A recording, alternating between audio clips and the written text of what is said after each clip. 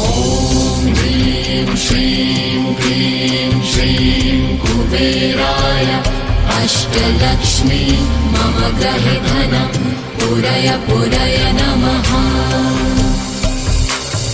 ॐ ह्रीं श्रीं क्लीं श्रीं कुबेराय अष्टलक्ष्मी मम गृहे धनं पुरय पुरय नमः।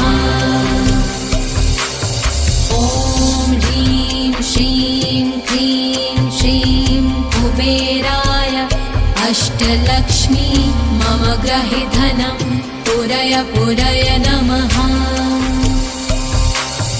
ॐ ह्रीं श्रीं क्लीं श्रीं कुबेराय अष्टलक्ष्मी मम गृहे धनं पुरय पुरय नमः।